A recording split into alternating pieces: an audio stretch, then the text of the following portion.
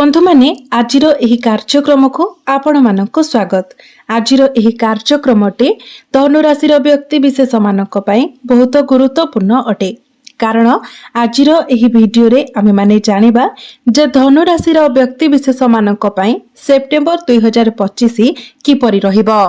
धनु राशि मासिक राशिफल उपरे आजिर एही वीडियो रे आमे माने आलोचना करिबा। धनु राशि व्यक्ति विशेष मानकर स्वास्थ्य, शिक्षा, प्रेम जीवन, वैवाहिक जीवन, भाग्य, क्यारियर एवं व्यापार वाणिज्यर स्थिति किपरि रहिबो एही सेप्टेम्बर 2025 रे से विषय रे विस्तार भाबरे आलोचना करिबा। नवग्रहंकर स्थिति मध्य देखिबा। नवग्रह आपणको केउ भली फल प्रदान करिबारे सक्षम हेबे। एहा सहित अशुभत्व प्रदान करुथिबा ग्रह मानक पई किछि विशेष प्रतिकार मध्य जानिबा। सेथिपई आपणकर मध्य जदि धनुराशि होइथाय तो वीडियोटी को स्किप न करी शेष पर्यंत निश्चय देखंतु एवं वीडियो को लाइक करी चैनल को सब्सक्राइब करि दियंतु। कमेंट बॉक्स रे भक्ति एवं श्रद्धार सहित जय श्री जगन्नाथ, जय मां लक्ष्मी निश्चय देखंतु। तो बंधु माने आसंतु आरंभ करिबा आजिर एही कार्यक्रम को जहा आपणकर जन्म राशि तथा चंद्र राशि उपरे आधारित अटे। तेबे राशि चक्रर 12 गोटी राशि मध्यरु नवम राशि हेउची धनु राशि एवं धनु राशिर राष्ट्राधिपति हेउचंती देवगुरु बृहस्पति। तो बंधु माने सेप्टेम्बर मास आरंभ रे आपणक कुंडलीर तृतीय भावरे विराजमान अछंती राहु, चतुर्थ भावरे विराजमान अछंती शनि, सप्तम भावरे विराजमान अछंती देवगुरु बृहस्पति, अष्टम भावरे विराजमान अछंती शुक्र, नवम भावरे विराजमान अछंती सूर्य, केतु एवं बुध, दशम भावरे विराजमान अछंती मंगल। तो सर्वप्रथमे आसंतु जानिबा आपणकर स्वास्थ्य किपरि रहिबो एही सेप्टेम्बर 2025 रे। तो बंधु माने कुंडलीर प्रथम भावटी होइथाय आपणक स्वास्थ्यर भाव, इम्युनिटी सिस्टम रो भाव। आपणक प्रथम भावर अधिपति हेउचंती देवगुरु बृहस्पति। तो गुरु आपणक कुंडलीर सप्तम भावरे गोचर करूछंती एवं सप्तम भावरे रही आपणकर प्रथम भाव को देखुछंती। मंगल आपणकर केंद्र रे अछंती एवं सूर्य आपणकर त्रिकोण रे अछंती। तो स्वास्थ्य दृष्टि सेप्टेम्बर मासटी आपणक पई केवल भल ही नुहे बहुत भल रहिबो। जदि प्रथमरु आपणकर स्वास्थ्य जनित कोनोसी समस्या लागि रहितिला, स्वास्थ्य को नेकी आपण चिंतित रहुतिले, तो वर्तमान आपणक स्वास्थ्य रे सुधार आसीबो। जदि पूर्वरु आपणकर स्टमक रिलेटेड किछि प्रॉब्लम थिला, स्किन रिलेटेड किछि प्रॉब्लम थिला, तो एही सेप्टेम्बर मासरे आपण से सबुरे सुधार देखिबाको पाइबे। तो स्वास्थ्य आपणकर एही सेप्टेम्बर मासरे बहुत भल रहिबो। एबे आसंतु जानिबा आपणकर शिक्षा क्षेत्र किपरि रहिबो एही सेप्टेम्बर 2025 रे। तेबे बंधु माने कुंडलीर पंचम भावटी होइथाय आपणकर शिक्षार भाव। आपणक पंचम भावर अधिपति हेउछंती मंगल। मंगल आपणक कुंडलीर दशम भावरे गोचर करूछंती, केंद्र रे गोचर करूछंती। 14 सेप्टेम्बर परे मंगल आपणकर एकादश भाव को गोचर करिवे। सेतेबेले मध्य मंगलंकर दृष्टि आपणकर पंचम भाव उपरे रहिबो। बुध एवं सूर्यंकर स्थिति मध्य बहुत भल रहुची। तो आमी जदि कहिबा तो एही वर्षर सबुठारो भाग्यशाली मास एही सेप्टेम्बर मास ही आपणक पई रहिबो।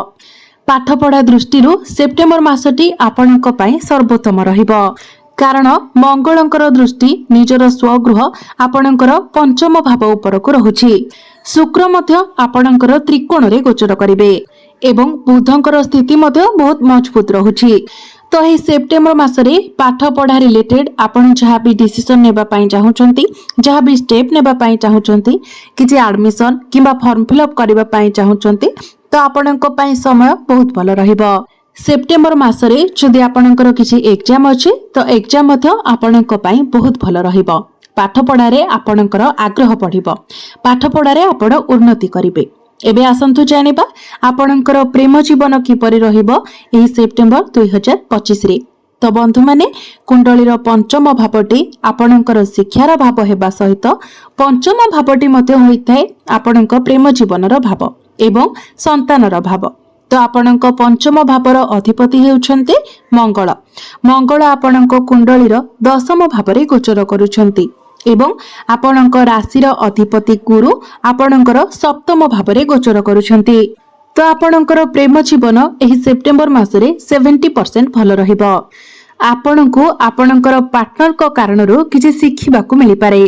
आपणको आपणक पार्टनर को तरफरू संपूर्ण सपोर्ट मध्य मिलिबो। जदि कोनोसी कार्य पई आपण तांकर सहायता दरकार करंती तो से आपणको पूर्ण रूप रे सहायता करिवे। आपणक मध्यरे भाइब्स कनेक्शन बहुत भल रही। मंगल जेतेबेले आपणकर एकादश भाव को चली जिबे तो मंगलंकर दृष्टि आपणकर पंचम भाव उपरे रहिबो एवं गुरु मध्य आपणकर सप्तम भाव रे केंद्र रे गोचर करूछंती। तो आपणकर पार्टनर एही मासरे आपणक पई बहुत किछि करिवे। तो प्रेम जीवन मध्य एही सेप्टेम्बर मासरे आपणकर बहुत भल रहिबो। एबे आसंतु जानिबा आपणकर वैवाहिक जीवन किपरि रहिबो एही सेप्टेम्बर 2025 रे। तो बंधु माने कुंडलीर सप्तम भावटी होइथाय आपणक वैवाहिक जीवनर भाव, आपणक जीवन साथीर भाव। आपणक सप्तम भावर अधिपति हेउछन्ती बुध। बुध आपणक कुंडलीर नवम भावरे गोचर करूछन्ती एवं 15 सेप्टेम्बर को बुध आपणकर दशम भाव को चलन करिवे। सेठारे मध्य बुधंकर स्थिति बहुत भल रहिबो एवं आपणकर सप्तम भावरे गुरु गोचर करूछन्ती। तो मोटामोटी देखिबाको गले सबु दृष्टिरु सेप्टेम्बर मासटी आपणक पई बहुत भल रहुछि, कारण आपणकर सप्तम भावरे शुभ ग्रह विराजमान अछन्ती एवं आपणकर सप्तम भावर अधिपति मध्य शुभ स्थान रे गोचर करूछन्ती। एहा परे बुध आपणकर दशम भावरे उच्चस्थ होइछिबे। तो आपणकर जीवन साथींकर क्यारियर रे ग्रोथ आसीबो। जदि से बिजनेस करूछन्ती तो बिजनेस रे मध्य ग्रोथ हेबो। आपणकर वैवाहिक जीवन सुखमय रहिबो। जदि एहा पूर्वरु आपणकर वैवाहिक जीवन रे कोनोसी प्रकारर समस्या लागि रहितिला, मतभेद मनांतर वैचारिक मतभेद थिला, तो से सब किछि मध्य समाधान होइजिबो। तो वैवाहिक जीवन एही सेप्टेम्बर मासरे आपणकर बहुत भल रहिबो। एबे आसंतु जानिबा सबुठारो गुरुत्वपूर्ण विषय वस्तु आपणकर भाग्य, क्यारियर एवं व्यापार वाणिज्यर स्थिति किपरि रहिबो एही सेप्टेम्बर 2025 रे। तो बंधु माने कुंडलीर नवम भावटी होइथाय आपणकर भाग्यर भाव। आपणक भाग्य भावर अधिपति हेउछन्ती सूर्य। सूर्य आपणकर नवम भावरे ही गोचर करूछन्ती। 17 सेप्टेम्बर पर्यंत सूर्य आपणकर नवम भावरे रहिबे। तो 17 सेप्टेम्बर पर्यंत आपणकर भाग्य आपणको संपूर्ण रूप रे साथ देबो, कारण गोटे वर्ष रे गोटे मास ही एपरि होइथाय जेतेबेले सूर्य निजर स्वगृह रे प्रवेश करिथांती। तो 17 सेप्टेम्बर पर्यंत सूर्य निजर स्वगृह रे ही रहिबे। तो 17 सेप्टेम्बर मध्यरे भाग्य संबंधित आपण जहाँ भी कार्य करबा को चाहुचंती आपण बिना किछि द्विधारे करि पारिबे। जेमिति कि कोनोसी बड़ मीटिंग हेउ, कोनोसी बड़ कार्यर आरंभ हेउ, कोनोसी बड़ जिनिस किणाकिणी करंतु, किछि बड़ इन्वेस्टमेंट करंतु, आपण से सब कार्य 17 सेप्टेम्बर मध्यरे करि दियंतु। 17 सेप्टेम्बर परे मध्य आपणकर भाग्य आपणको साथ देबो, कारण 17 सेप्टेम्बर परे सूर्य दशम भाव को प्रवेश करिवे। तो संपूर्ण सेप्टेम्बर मासटी आपणकर भाग्य दृष्टिरू बहुत भल रहिबो। एबे आसंतु जानिबा आपणकर क्यारियर, आपणकर कार्य क्षेत्र किपरि रहिबो एही सेप्टेम्बर 2025 रे। तो बंधु माने कुंडलीर दशम भावटी होइथाय आपणकर क्यारियर भाव, कार्य क्षेत्रर भाव। आपणक दशम भावर अधिपति हेउछन्ती बुध। बुध आपणक कुंडलीर नवम भावरे गोचर करूछन्ती एवं 15 सेप्टेम्बर को बुध आपणकर दशम भाव को प्रवेश करिवे, निजर स्वगृह को प्रवेश करिवे।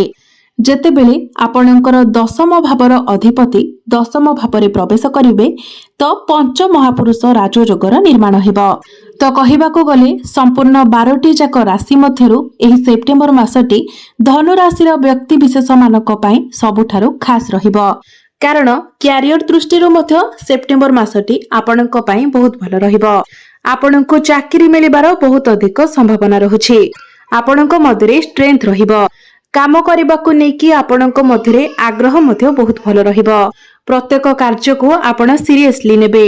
प्रत्येक कार्य रे आपणको सफलता मध्य मिलिबो, कारण बुध आपणकर दशम भावरे अछंती। जो मानक निकटरे चाकरी नाही, आपण चाकरी पाई प्रिपेयर हेउछंती, तो आपणको चाकरी मिलिबार मध्य बहुत अधिक संभावना रहुछि, कारण प्रत्येक ग्रह मानकर स्थिति बहुत मजबूत रहुछि बिजनेस को लेकिन मध्य सेप्टेम्बर मासटी आपणक पई बहुत भल रहिबो कारण बुधंकर स्थिति बहुत मजबूत रहुछि। सूर्य एवं बृहस्पतिंकर स्थिति मध्य बहुत भल रहुछि। तो बिजनेस रे आपण ग्रो करिवे। आपण किछि नुवा बिजनेस मध्य स्टार्ट करि पारंती। आपणकर फाइनेंशियल ग्रोथ हेबो, लाभ अधिक रहिबो। एबे आसंतु जानिबा किछि उपाय विषय। तेबे कहिबाको गले सेमितिरे आपणको कोनोसी प्रतिकारर आवश्यकता नाही, किंतु किछि साधारण उपाय भाबरे आपण प्रत्येक दिन हनुमान चालीसार पाठ करंतु। प्रत्येक दिन गायत्री मंत्रर जप करंतु। जेहेतु आपणक राशि रे शनि अढ़ई चलीछि तो प्रत्येक दिन आपण शनिकर बीज मंत्र 108 थर जप करंतु एवं प्रत्येक दिन आपण उदित सूर्य को तंबा पात्र रे जलार्घ्य अर्पण करंतु। तो बंधु माने आपणकर जीवन मंगलमय हेउ, एहा ही ईश्वरंक निकटरे मोर प्रार्थना। धन्यवाद।